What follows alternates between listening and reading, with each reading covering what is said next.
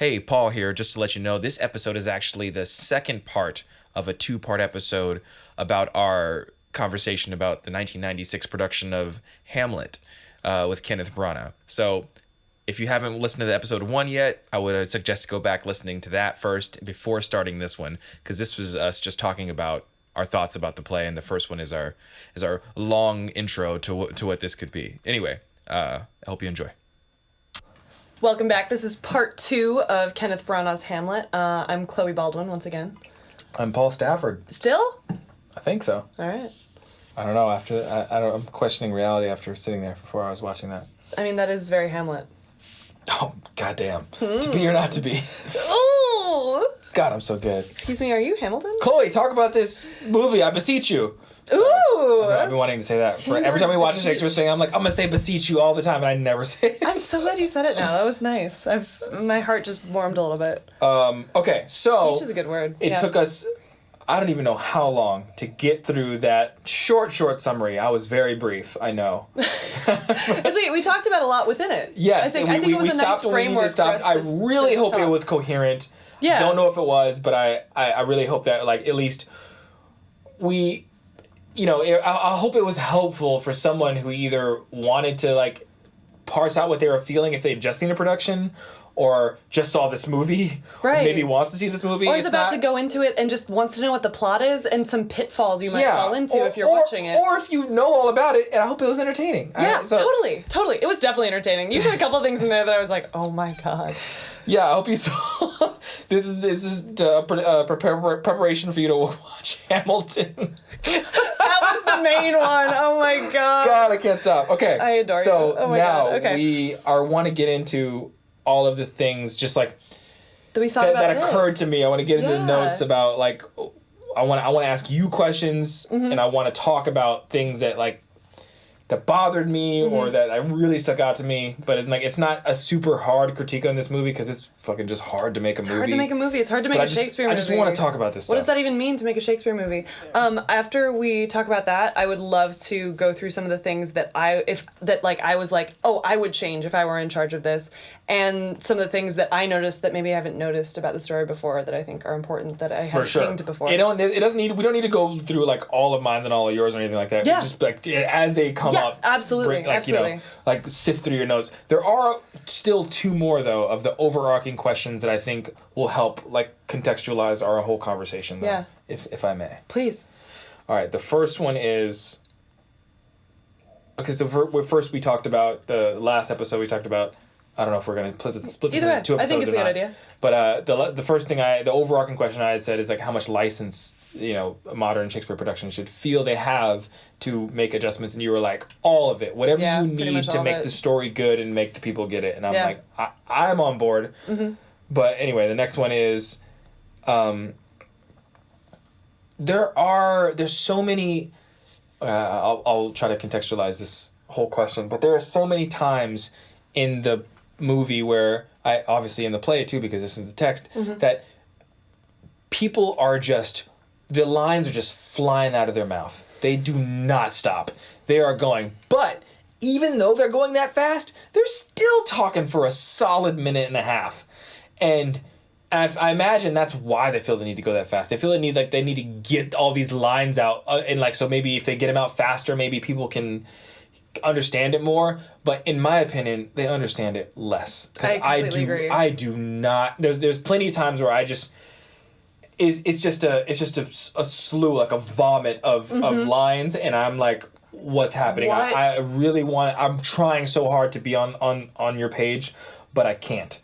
I agree with you completely. I think. And so, what I'm asking you, what you think about this is, like, just, so the language is the barrier, and when it's really good, and this is I'm kind of combining these 2 questions again. Yeah. I've heard this and I believe this, that when Shakespeare is, like, really good, you can get it by inflection alone. Yeah, and you had that with Laertes. Yeah, some of the actors, and, like, Kate Winslet crushed it. Kate Winslet was great. Oh my god. I was so proud of her. I was like, yes, woman. And at times, Kenneth was that good. Yes. I've seen productions before where I felt like I got it without even understanding any of the words. Yeah. But, like, some of this stuff was, like, just, like, people going on and on for, like, 2 minutes at a fast speed. So I'm like, a clip. So I'm like, well, shit. If they would have slowed down, it would have taken 5 minutes. But maybe that's just what it takes. Yeah. But my big question was, because we're talking about this text that was verbatim. How far away from the normal speech patterns was it, do you think, at the time he wrote it? And how much? So I have a problem understanding these words verbatim. How much of a problem do you think people at that time may have had, or is that how people talked, or so like? Yeah. And so I'm sure a lot of people know the answer to these questions, but I don't, and I'm trying to like bridge the gap for like a lot of. These are great questions. These are like some of the most important questions that like I want to share with the world of what I think about this and kind of bridge the gap. So the first thing that you were talking about was the speed at which everyone was going, and I think the most likely scenario there is that they were directed to go faster because they already knew this is going to be a 4-hour movie and we can't. I don't think they knew that. This. I got to be honest. I don't think they knew that. They might have. They might have known that it was going to be longer. I think, bottom line, they knew it was going to be long. So they were like, go fast so we can get through it. Which isn't, and that's the worst way to go about it. If you, like, in your head as the director, it needs to have pacing, and it needs to not be too long so that you lose your audience. Have you seen productions where they do that anyway, though? What do you mean? Like, where they just clip along for no reason? Where they fast? go that fast, yeah. Just to be fast?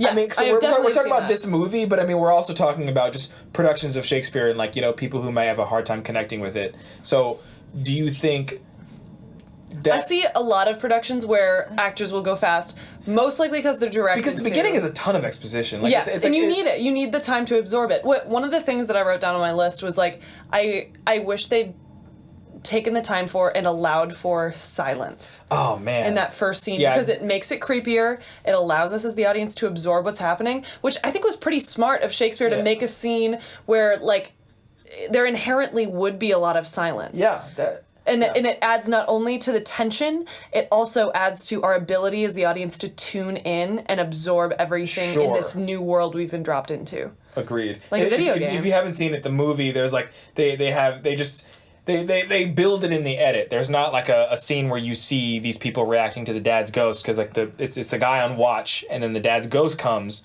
but Hamlet's dad's ghost comes and like visits them, but they just like have this guy in a night suit, and they just have the really low angle, and they're looking up at it, and there's a light, and he's backlit, so it just looks, you know, there's mist, so it looks really creepy, and they just make it seem like it's big, and then they turn around and they 180 and they cut to the actors. But they don't turn around, they just cut to they don't turn around. They just cut to the actors at a 180, and the actors are looking up, and the camera is above them. So it gives this illusion that this thing is big, and they're just like, and they're talking like I am. They're just like, and they're talking like this, and they're talking really fast in this language that you don't quite understand. And they're emoting like all over the place, but it's just a lot, and it starts at 11 and it stays at 11. But it's not even 11. It's just stress. It's like all this exorbitant energy. It's 11. But no, but that's not what I'm saying. What I'm saying is it doesn't actually effectively up the stakes. Like, sure, their energy is at 11, but the stakes are at, like, for me as the audience member, like, this is a 1, because I don't know why I should care about this. I don't know who that is. I don't know who that is. I don't know who you people are, because you're all just talking so fast and talking over each other. And there's no time for the tension to build. And so this gets back to what I was saying at the beginning of the last section. You gotta cut stuff. Yeah. You just have to. Yeah. Unless you're gonna say, we're putting on a festival of 5-day Hamlet, and we'll do 1 hour this day, and 1 hour the next day, and 1 hour the day after that. Man, that still sounds bad. Like, doesn't that sound bad? Yeah. Like what you should really, exactly, it sounds bad. Yeah.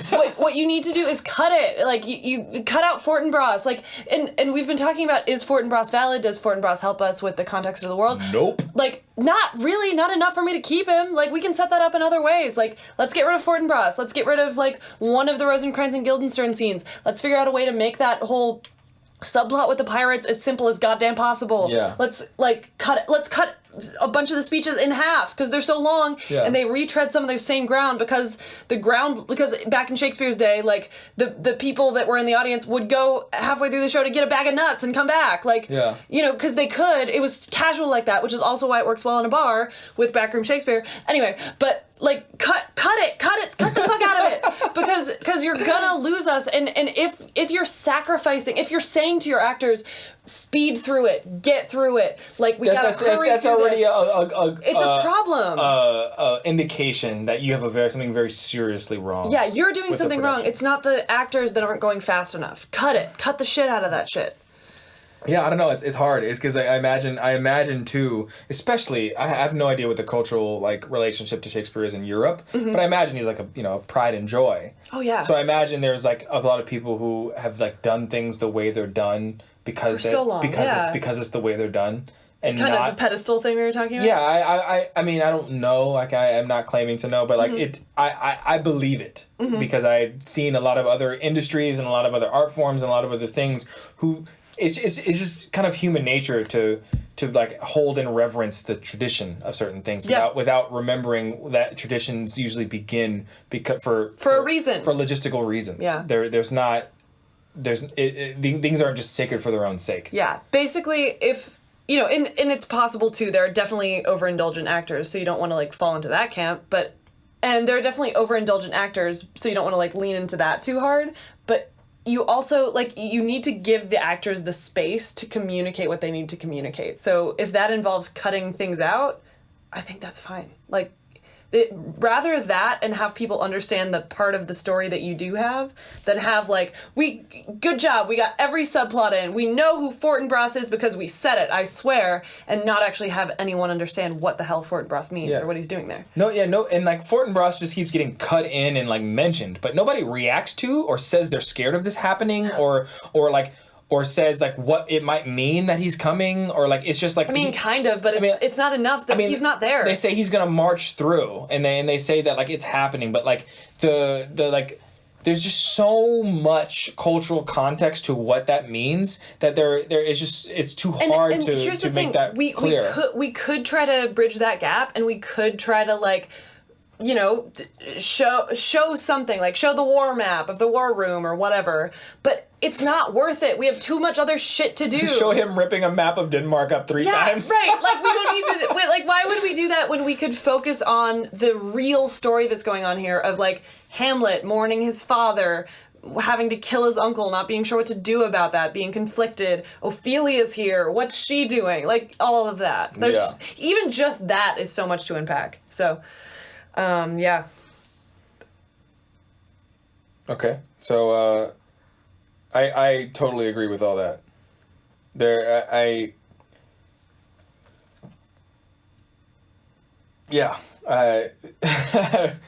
We're both like I'm like looking at our notes like, what's the next thing we want to talk about? I'm not sure what the best segue is, but I have one unless you have one. Do it.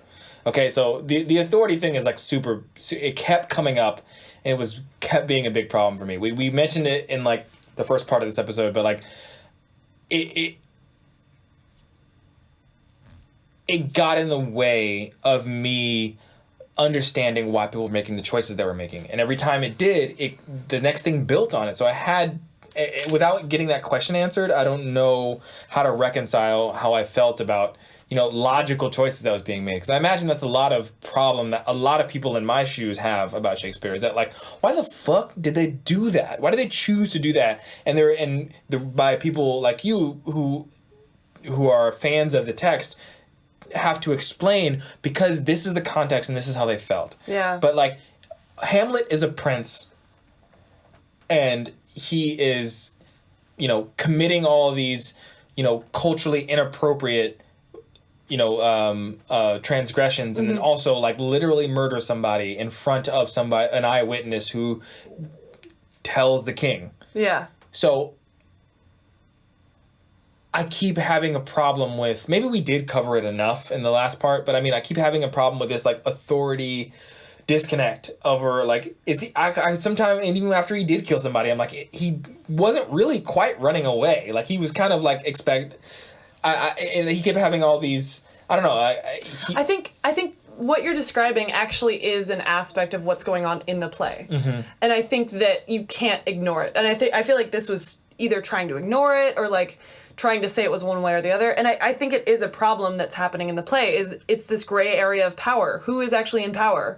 Hamlet should be in power. He has the love of the people. He has that kind of power. Yeah. Like there's definitions for this. There's official power. There's reverent power. Hamlet has reverent power. He definitely has reverent power. And then like even Claudius, like he has official power, but should he have official power? Yeah. Technically, Hamlet should have the official power. And you raise so that's unsteady. Yeah. So like he technically has the crown. He's sitting on the throne. He's married to the queen, but shouldn't it be Hamlet now that the king is dead? So we did talk about this, and I forgot you mentioned that, and I didn't think about that until you mentioned it after the movie. Which is because it wasn't pinged as hard. Yeah, in the fact that like the normal way it would be that Hamlet would get the throne if his dad died. Right. So I forgot about that. But then his uncle marrying the queen kind of throws it into question. It's weird. Yeah. And then the other thing is, if Claudius and Gertrude have a child, then he would be the prince. So weird that was not talked about. Yeah. That needs to be like the central, like initial, conceit. Yeah, like that exposition. Because because the dad is dead when the play starts. Yeah. And Hamlet is like mad about it. They like the queen and Claudius should be having this conversation. You know what I mean? Yeah. Like that should be. I feel like there should almost be like one of the best Shakespeare productions I've seen had like a movement heavy kind of prologue-y thing. Movement heavy prologue to this? Okay. To the play. Wait, it wasn't Hamlet, but it was a different play. But I'm imagining a prologue in my head as we're talking about this where like.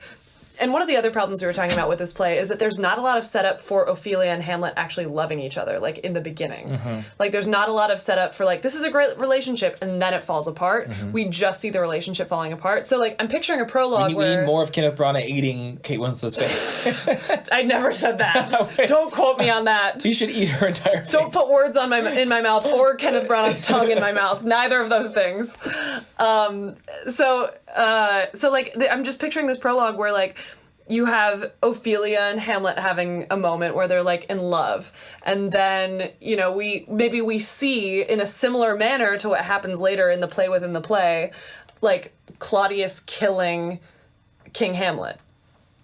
And then we see like Hamlet getting the news, and then we see like the funeral, and then we see Ophelia and Hamlet kind of like getting torn apart, but like all of this happens within like a minute. It sounds wonderful. Movement piece, right? Also, like a really cool way to integrate like dance and to like, get us into the world. Yeah. And I've seen something kind of like that in other Shakespeare plays. So this isn't just me being like, oh, I'm brilliant, I've come up with this thing. But I'm saying I think it would be super applicable and helpful to Hamlet. And actually, you know what? I have seen something that was kind of similar to that. That was literally just a funeral scene that was for King Hamlet. But I'm saying we should go back even further and do more.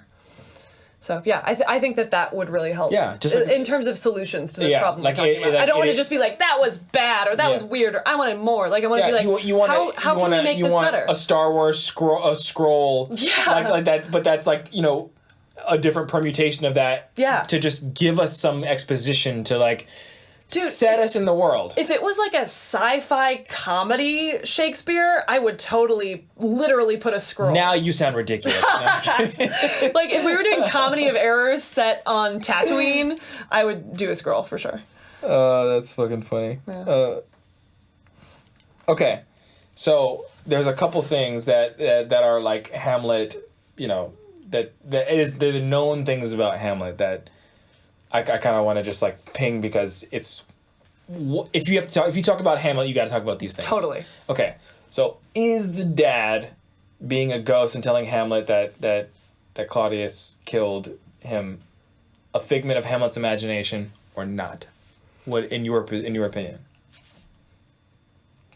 I'm going to say no, but I think it's important that you're asking that question because I think Hamlet's asking that question, which is part of the reason that he doesn't immediately go kill Claudius. I imagine it's like the crowd is split on some of these things because I can see why someone would say this, but to me it's obvious that the answer is no. It's not a figment of his imagination. That it's real, yeah. That it's real. It's real enough for the evidence of. I just want to just like say this to like.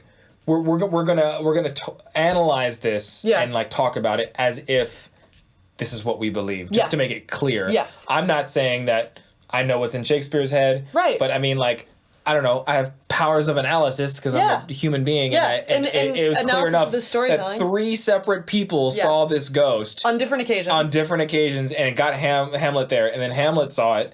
And then in this movie, apparently the ghost is like powers of earthquake.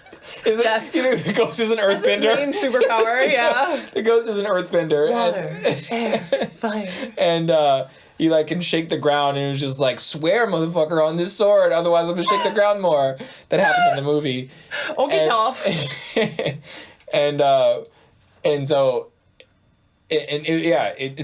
While apparently the mom can't see it, Gertrude can't see, and so I imagine that would be the strongest evidence against that it's a figment of imagination. Yeah. But 3 different people saw this ghost, so I'm gonna go ahead and call it real because I don't think that a shared hallucination is gonna be something that Shakespeare thought about. It doesn't sound fun. So I'm gonna just call that close and just move on. Yeah. I also the question I always ask is like, so if it is real, which I think I take that it is, why can't Gertrude see it? Is it because she's guilty? Is it because she like, you know, and that's an interesting question to explore too, and I think tells us a lot about Gertrude, whatever we decide. I don't know. I'm a very quantified person, so I'm not like, my disposition is like leans towards things that I can argue. Like I forgot. There's a quote from some scientist that is like, or philosopher maybe, like, if it cannot be replicated by science, then one ought not argue it. Like, okay, this is the perfect opportunity for me to say, if I were to cast you in Hamlet, I would cast you as Horatio. Funny. Yeah, because he's the scientist. He's the one that's like, he's the skeptic. That's what I was saying to you during the movie. He's a skeptic. Like, I really liked this Horatio. I liked him pretty well. But I feel like the one quality that I always look for in a Horatio, personally, this is my personal opinion, not like rote or canon or whatever, this is my personal headcanon, I think it's textually based. Anyway, he's a scientist and he's a skeptic and he needs to be very, like... That's so funny that he's the first one that saw the ghost then. I know, that's why it's interesting, because it's like, if Horatio saw it, it must be real, because he would never... But it's so backwards, though, because the first scene is him seeing it. Skewed by his emotions. And you don't know who he is yet. Right. Which is funny. It is. I don't know. It's just a funny way to tell that if you're trying to, like, you know, if he's the one with the most credibility who saw the ghost, But let's say like he walks on with glasses and a little tie and a sweater and a scarf, and like he's there and they're like, well, Horatio, this thing appeared, and he's reading an issue of Scientific Weekly, right? You know, like something like that. Like, but you know, like that could set him up. Like we don't need to go that broad, but like. You know, and his body language is saying that, like, this has to be fake. This has to be fake. Yeah, this is insane. I cannot believe this. Yeah, and even the fact that he's hesitant in telling Hamlet about it, he's like, oh, so I saw this. I agree. Thing. Again, like, and as you say that, it is obvious to me that is the choice. Yeah. And again, like the theater toolkit is something that, like, I come to as a layman, and I think I have the, like, just the logical toolkit to understand it, and the logical and artistic toolkit to understand it, and like when it hits me hard, I fucking love it. Yeah. But for like making like I would have done this choices, it's hazy for me. Yeah. Yeah, but like it makes perfect sense that you would say that. Pulse ratio. It's canon now. Okay. So scene 2, you know that scene where like we go into the court. And everybody's celebrating, and Hamlet's off to the side, like a little more than kin. The only one wearing black, very like. I love that scene. Yeah. I can totally see why, like, on a superficial level, people are like, this emo motherfucker, just shut the like. Yeah. Totally, yeah, because he said like, but that's what the whole court is saying. Like being too. a little shit. Yeah, but his dad just died. Given the circumstances, I get it. It's like that's the whole thing. That's why the setup is so important. That's why the setup is so important. That's exactly what we're trying to say. I keep cutting you off. I'm so sorry. No, you're great. You're great. It reminded me of 2 things that I know you'll relate to, so I had to share them. And I think that's what these are the things this scene needs to be. And I think it did this to a degree, but I love it when it happens really dramatically. So it reminds me of in Wicked when Glinda goes, let us put it, like, as terrifying as terror is, let us put aside our differences for this one day and celebrate. Like, that's what that scene is to me. And also reminds me of in Emperor's New Groove. Yes, exactly. Sorry. So it's like, it also reminds me of Emperor's New Groove when, like, Yzma's holding the funeral for Kuzco, and she's like, and we are so sad that Emperor Kuzco has left us and everything's black. And then she goes, well, he ain't getting any better. Back to work. And they rip down everything and start painting everything pink. That's what that scene is. That's hilarious. And they did a good enough job of that. They did a good job. Because, like, yeah, because during Hamlet's soliloquy, now, like, with all the rose petals leaving after everybody left, which I thought was an awesome choice. I was like, and like, aesthetically it was gorgeous, but also, like, what it said storytelling-wise, I thought was, mwah, great chef kiss. They got it. They did it. Yeah, he was like, as Hamlet. Seems like Kenneth kind of got Shakespeare. As Hamlet was dressed in black in this all white, like auditorium with these white rose petals, like, just like sulking. It kept cutting away to the king and the queen kissing and like, going to their bed to fuck. Yeah.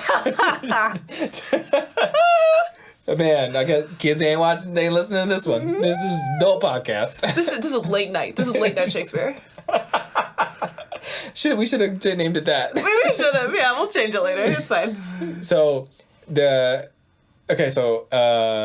Hamlet is... So, flower petals. He's soliloquizing. Yeah, so he's... Soliloquizing? Sure. Soliloquization is... Is that... I think that's a word. I feel like I've heard that word before. Of course, I've heard that word before. Oh, yeah, so anyway, so that was one of the great... I mean, the benefits of using film as a storytelling device, because they could just cut away from him doing that to the king and the queen. Yeah. Which, that could have been done in theater. I mean, like... It's done plenty of times.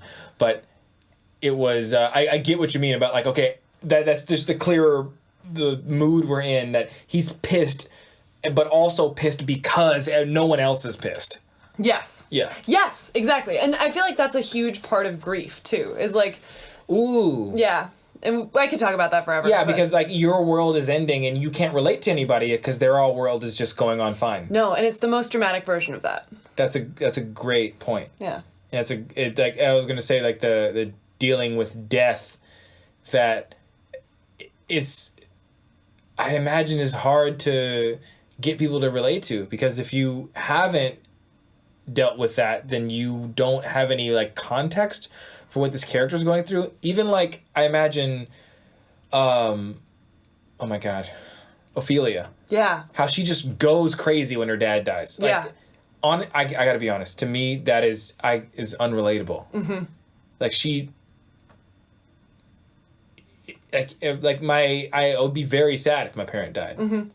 But I don't know if it would just drive me crazy to, like, they basically, the play basically gave up on her. Mm-hmm. Like, there are certain characters that go crazy, and maybe we follow them into that, and we, like, show that, like, they have something redeeming about, not redeeming as if crazy is like the opposite of a virtue, but but they have something that, like, we can something relate was inherently wrong with them. Yeah. Or we see a little bit into their head, and when maybe, like, the society sees them as crazy, but we can feel for them. Yeah. The play just basically just says she's bonkers now. Mm-hmm. And the play just, from that singular act of her dad getting murdered. It's so complicated. Do you mind if I break down? Sure. I mean, like, I was just showing it. I'm not conclusively, like, taking ownership of that analysis and saying, like, I feel like this is what it is. I don't care what anybody else says. If you're watching, like, a production that doesn't necessarily dive into it as much, and if you're a layman coming to it for the first time, I think that's exactly what everybody thinks. School me. I don't want to school you. I just want to tell you what I think. Okay, I take it back. Tell you what you think. Okay, cool. So Ophelia. So we were talking about before how Ophelia's virtue is something that's really, really important in this world. Like, if virtue being her virginity, like her chastity, like, they use all these different words for it, but, like, her virginity is super important, because if she is not a virgin and people find out, then she can't get married. And if she can't get married and her father and brother die, her father's already dead, her brother isn't coming back for any time soon necessarily, then she can't own property, she can't have any money, any of those things. None of that can happen. She's just a slut who deserves to die. That's it. She can't inherit anything from her father. That's it. So she needs to get married. And hopefully she can marry someone above her station, especially, like, that's part of why Polonius is kind of, like, you know, trying to get in with the royals so that he can, like, get to a better station so she can marry someone pretty cool. Like, she's in love with Hamlet, but, you know, Polonius doesn't think that's going to happen. Anyway. No, this is I feel like just an insensitive asshole now for not, like, thinking about this stuff. No, you're not an insensitive asshole. It needs to be set up more. That's the thing. None of that was clear at all to me. Totally. Like, not even the inkling of it. Right. And it needs to be more clear, especially that fear of it, of the unknown of it needs to be set up clearly. Do you think, so, okay, I'm not in Shakespeare's time, though. Mm-hmm. In Shakespeare's time, that was obvious to everybody in the crowd. Yes. But yes. so now we need to adapt it. Okay, absolutely, cool. Okay. Absolutely. I'm making sure that's what we're trying to do here for this podcast, right? Totally. Like, we're trying to, like, yes, unravel these things. Yeah. Okay, cool. Yeah, exactly. So that's a factor. So now her father's dead, which. So, oh man, this is rough. No, I'm just thinking about the situation. It sucks. Yeah. So Yeah, I'm not laughing at her. No, you're laughing at me. So, it's funny too. I was thinking about it as we were watching it today, which is one of the things I kind of realized. There's such a strong parallel between her and Juliet in this sense, because it's not just that her dad's dead. It's that the man she's in love with, the love of her life, who she thought was going to marry her and then abandoned her, killed her father. Oof.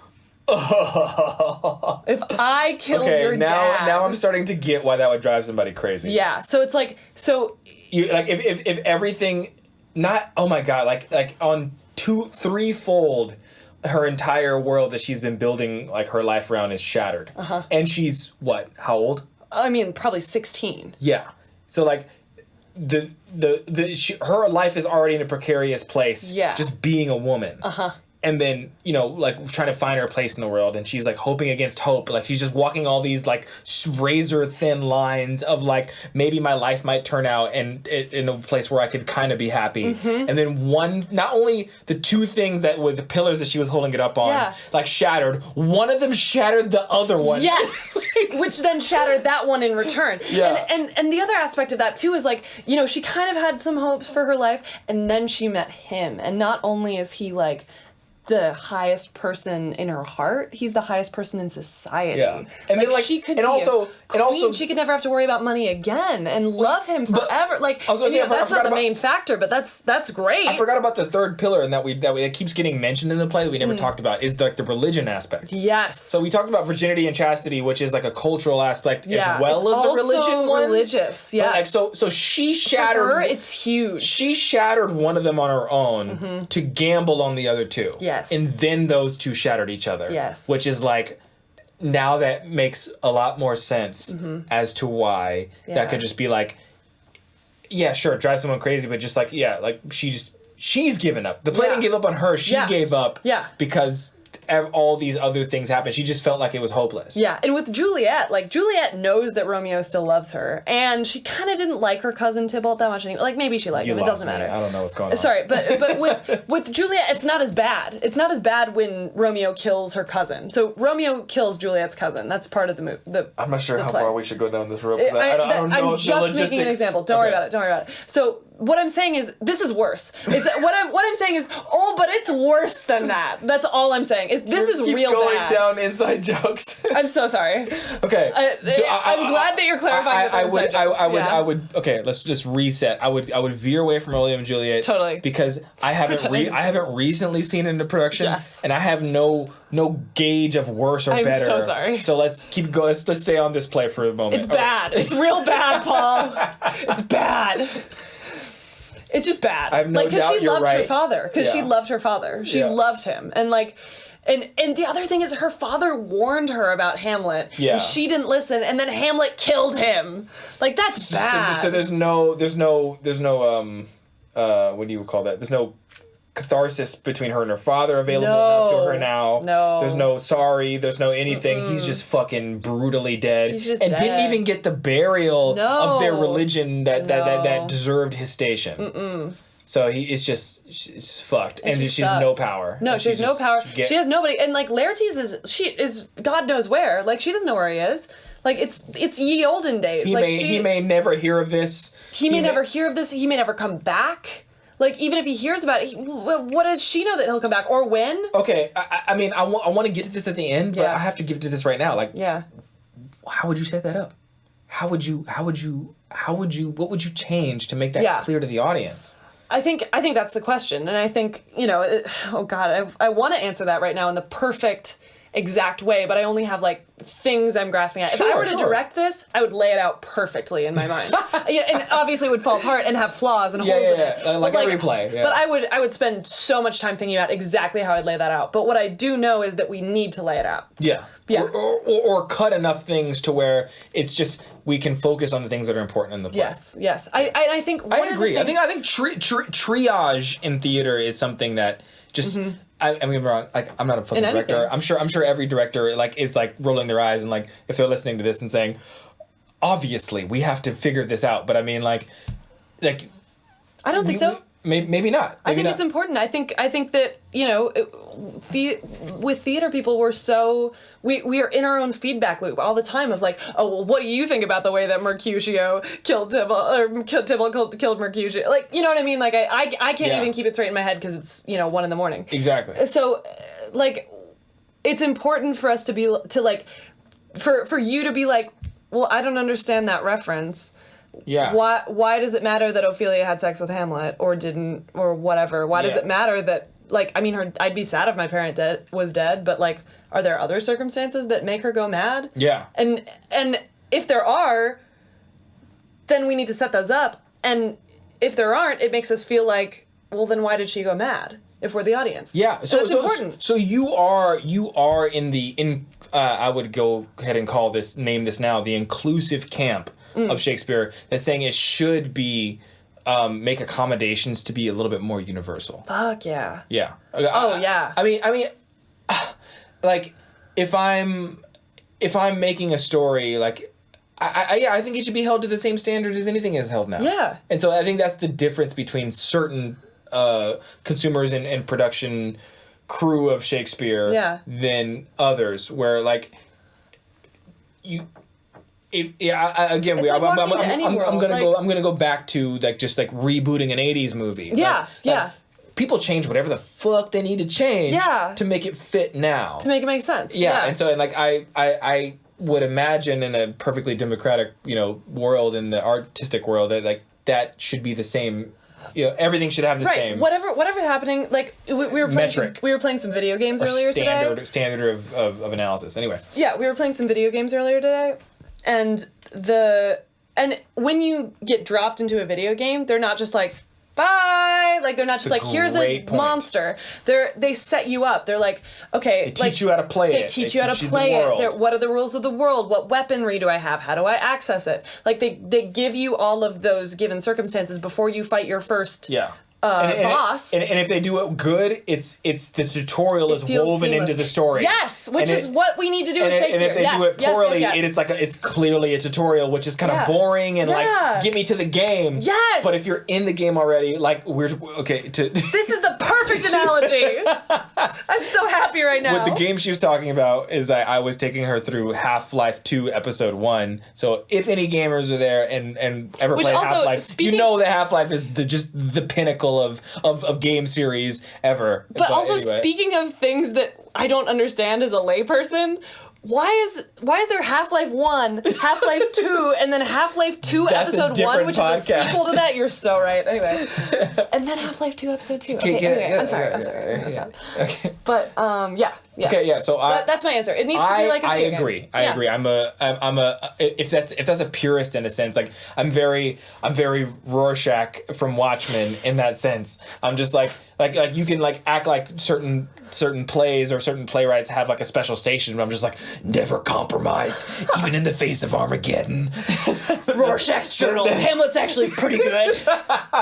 And that's my stance. I mean, just like I don't care who you are. I don't care what like prestige you have. Like you should. Why are we here? Yeah. To get across to the audience. But Shakespeare has this interesting allure where people, like, let's be honest, will convince themselves that it's good no matter what. It's got a sheen sometimes. Exactly. Certain theater people want to pretend that they like it or pretend that it was... Because it makes them seem fancy. Exactly. Yeah. Like they present that they're cultured or whatever it is. So... I think it muddles itself like in this weird feedback loop of quote unquote success. Yeah. But not necessarily achieving the why are we here? Like people will forget why we're here. Yeah. Like I want to get it. I want to understand it. I'm trying. Yeah. So, I mean, I could be wrong. I'm not saying that about everybody, but I think that it's a very big possibility. And if you're being honest with yourself, I think most people will get that. Yeah. So. Let's keep going down this list where I'm sure we're almost done. Yeah, we are. We're almost at the end of my list, too. We've touched on so many things that I thought about. Without even thinking about it. Yeah.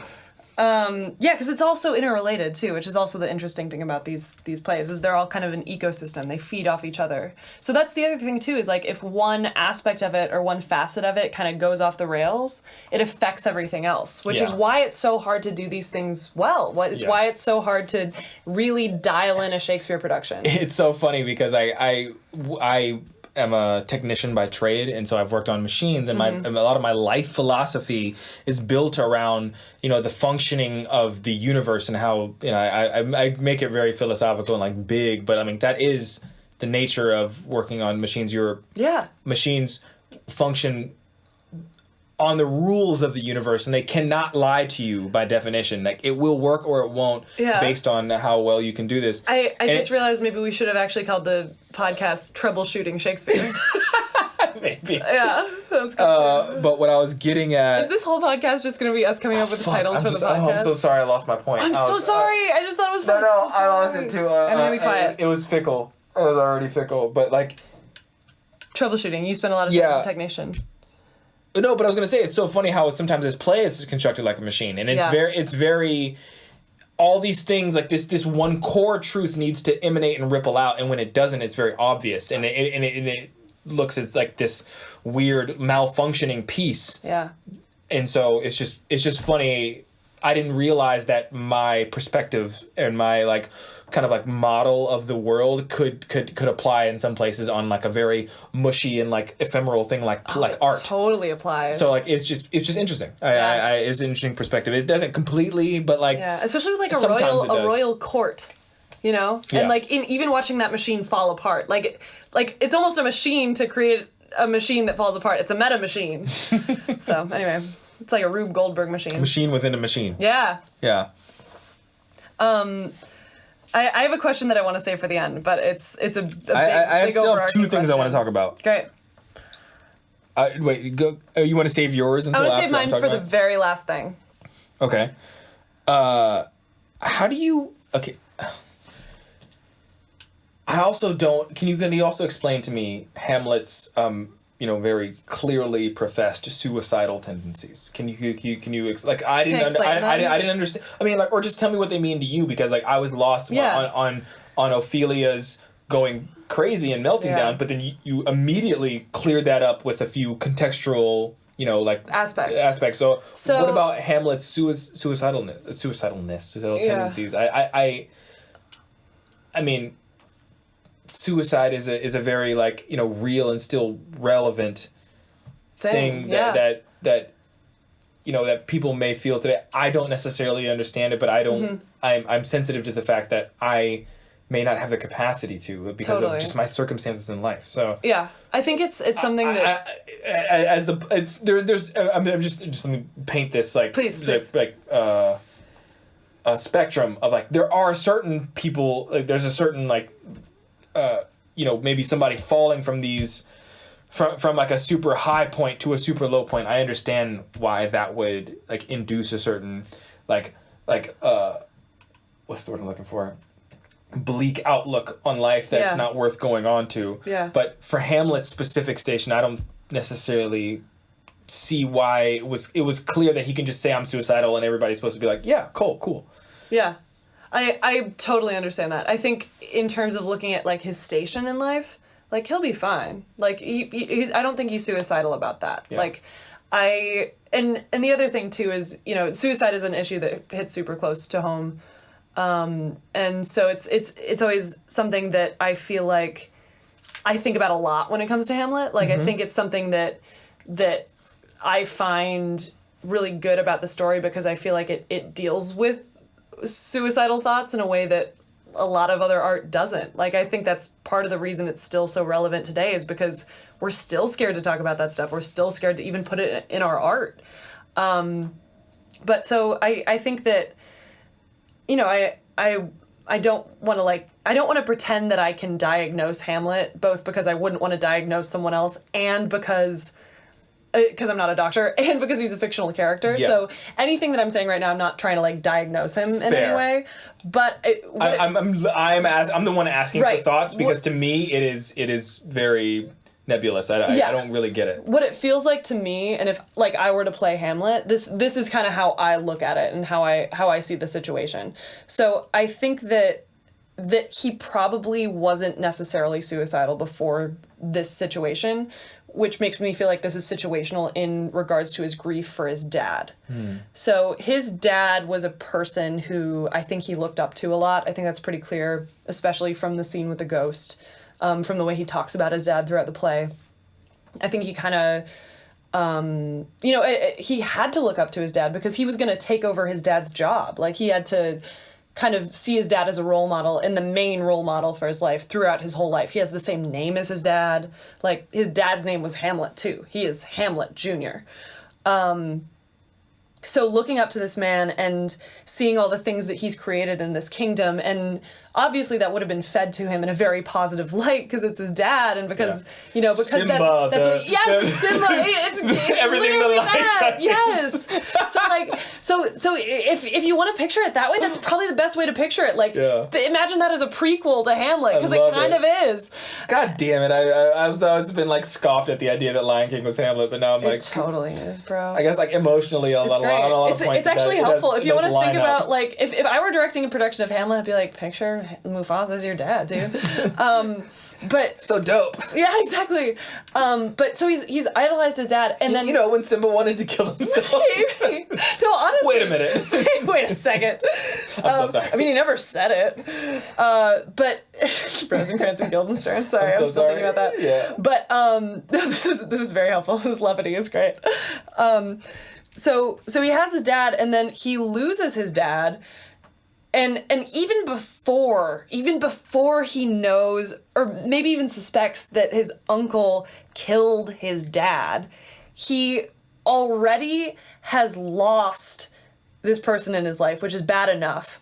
But he's lost this person in his life that was the most important person, not only to him, but to this entire country of people, and made their lives all so much better.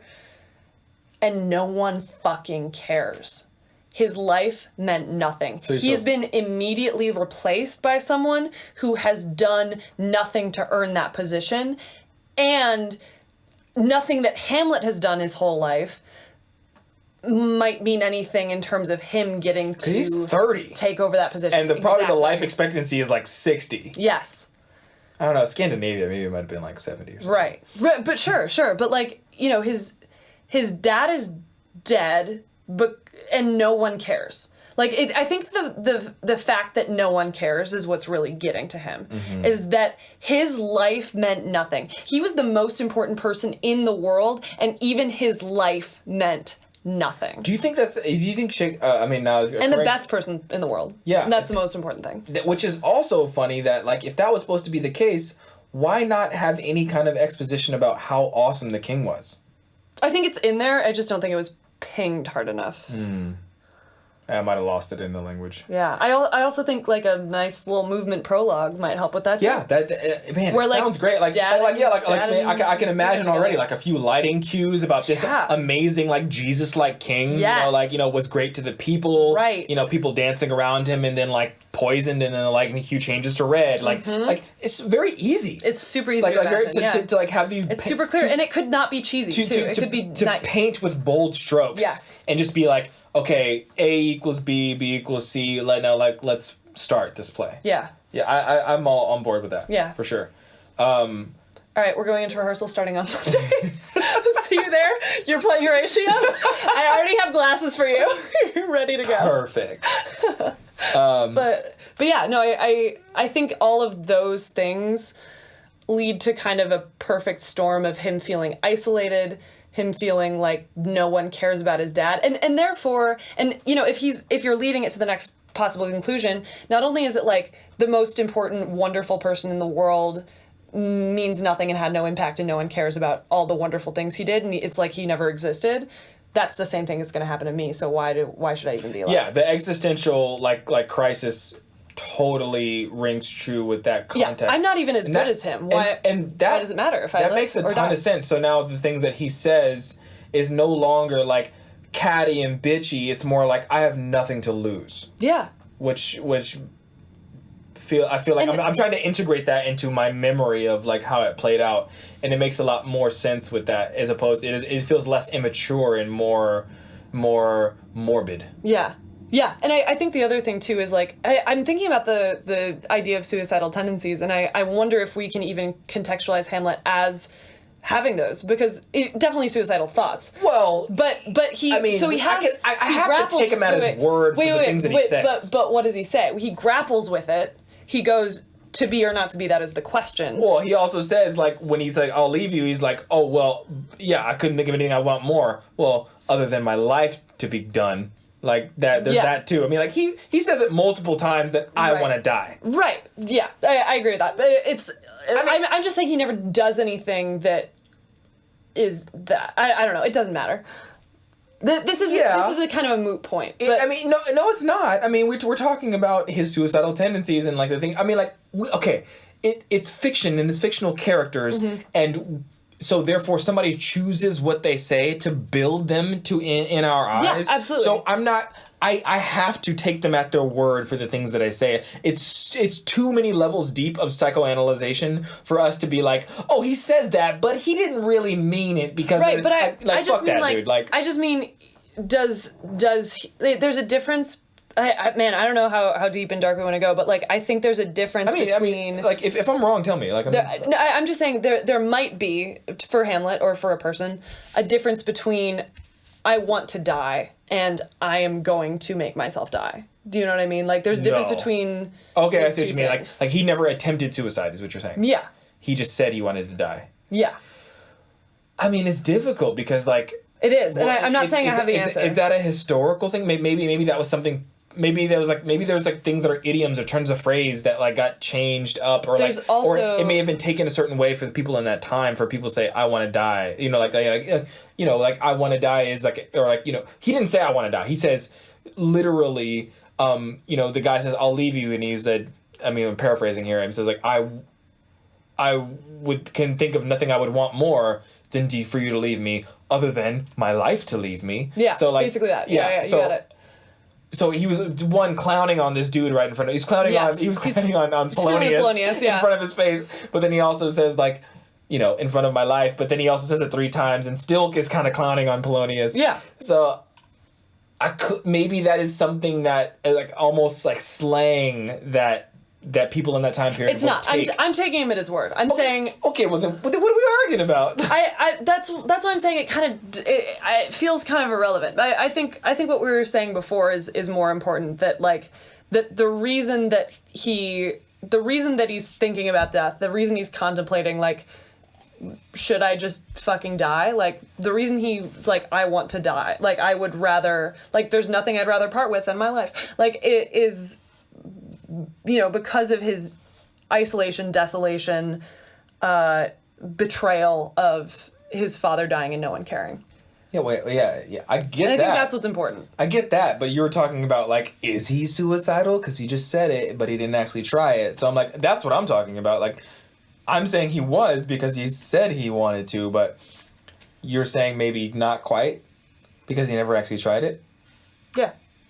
But I don't think that's as important. I really don't. Yeah, that's fair. I mean, I'm not willing to go any further than that. I mean, like, we already talked about that. Yeah.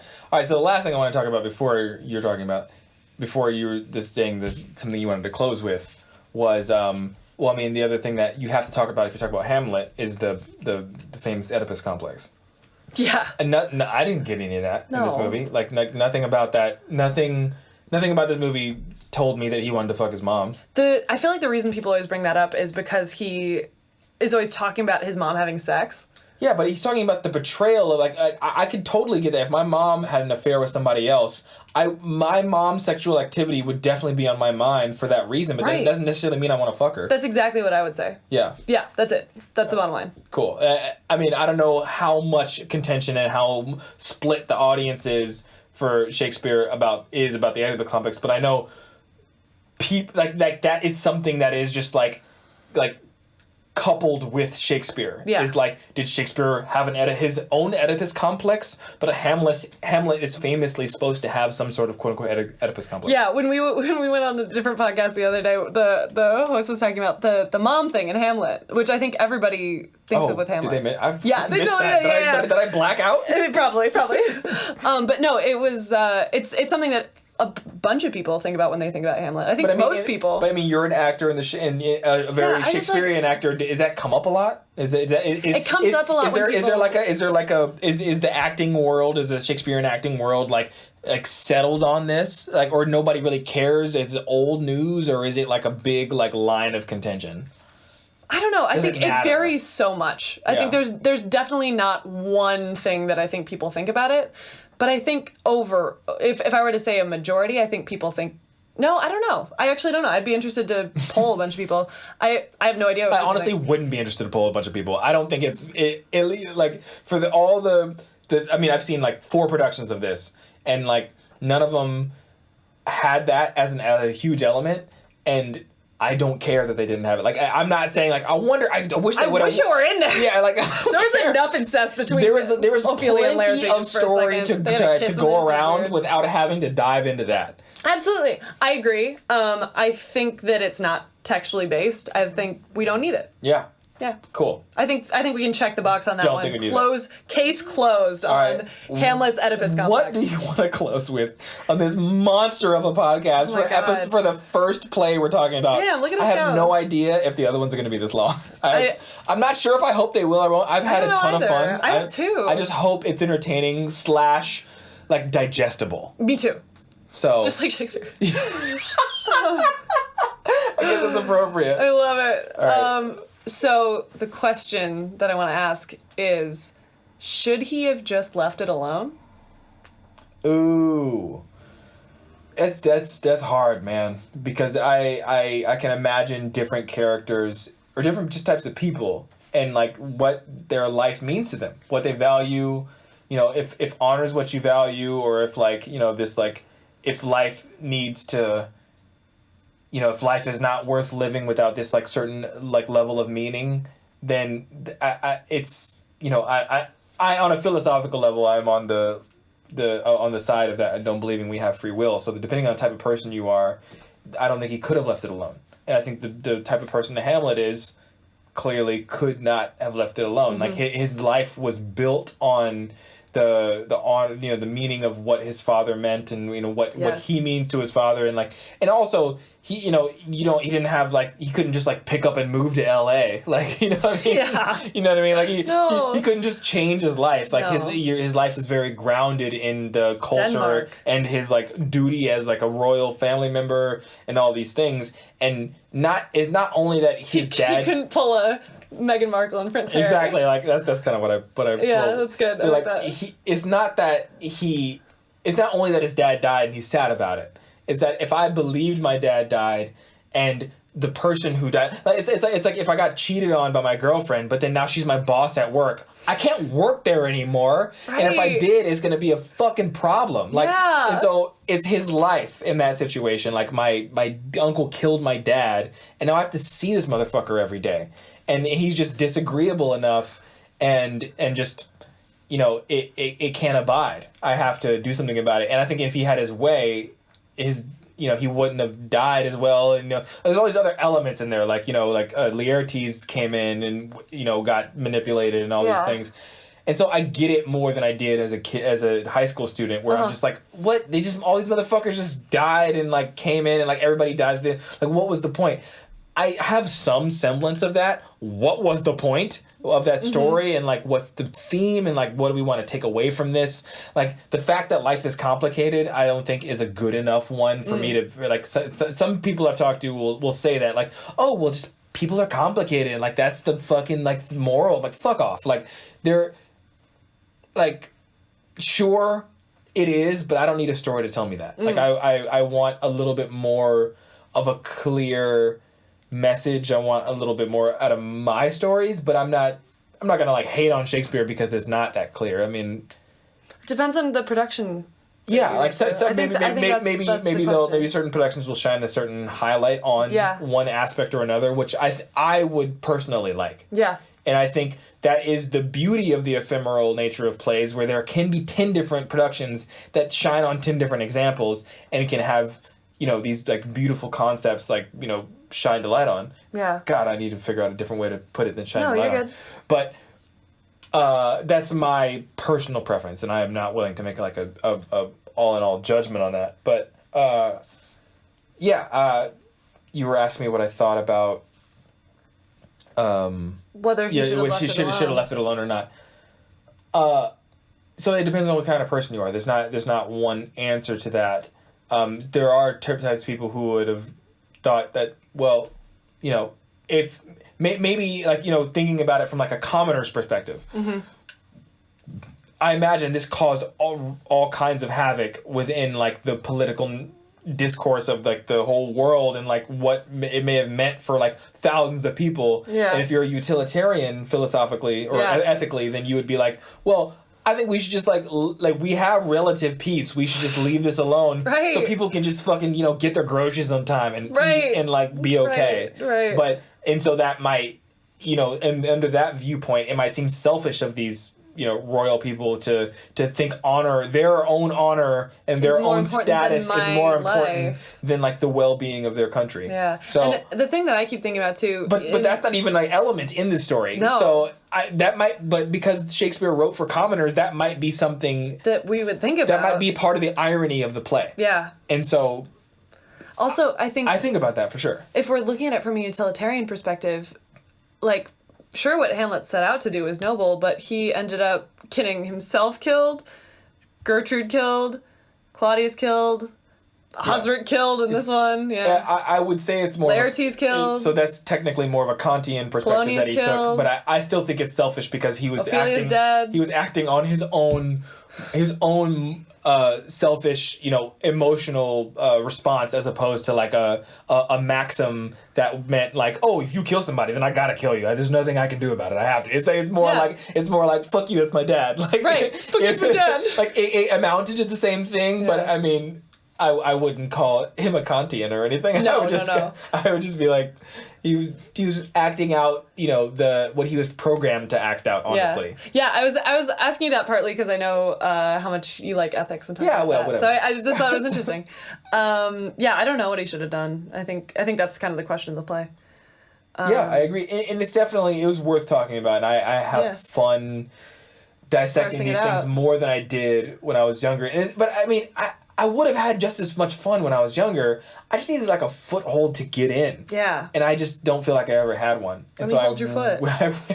Chloe, hold my feet. You hold your feet. So we really hope, I think that we're going to wrap this up, but we hope that this bridged the gap, and we hope that this gave somebody a foothold into, like, how to look at certain things. It definitely wasn't a judgment on how to, we're not, like, we don't hold the whole editorial authority on, like, what's the best way to do Hamlet. Like, I don't want anybody to think that I'm like, oh, I don't like this movie of Kenneth Branagh's Hamlet. I have so much respect for Kenneth Branagh and this production. There were so many awesome aspects that I was like, oh, I hadn't thought about this that way. I hadn't thought about this that way. The design is amazing in and of itself. So many great performances. It's really fucking long, I think is a big problem. but I think the reason that we wanted to say those things like, it's really fucking long and I don't get this, are so that, not so that we can be like, ha, Kenneth Branagh, you were wrong. Yeah. Because, you know, it's all valid, but I think that it's important for us to ping the things that are kind of a gap that we perceive as a gap, at least, that we can help people get across. That create disconnects from the audience. That we can say like, oh, like the reason that you're over here and this is over here is like, oh, here, let's bridge that and figure out like how we can actually connect you to this piece of art. Yeah. So, and even if it's not this production of this art, maybe then, you know, in 5 years we'll produce our own production of Hamlet. And perfect. And it's still stemming from one text. So hopefully that you, like, I was talking about this, if you saw a different production of Hamlet, you can still understand a little bit more about what to think about and how to process it. So when it hits you, it's not it's not a tidal wave. Yeah, exactly. Yeah. So yeah, I think that's it. Before we officially sign off, I think that before we talk about Hamlet ever again, I think we should see our friend Kate Smith has a one-woman Hamlet that I saw, and she'll do it again, and I think we should check it out together. It's really great. If you live in Chicago and you're listening to this, it's got sometime puppets. in 2020, it's amazing. It may still be irrelevant in your timeline. It'll keep going too. I think she's gonna keep turning it around. So yeah. All right. Well, we'll definitely like put it in some sort of like textual base that you can check it out. Like search. Yeah. But until then, I'm Paul Stafford. And I'm Chloe Baldwin. And we hope the gap just got a little bit smaller. And we'll leave you with... we'll leave you with the sound of our reaction to Claudius's death.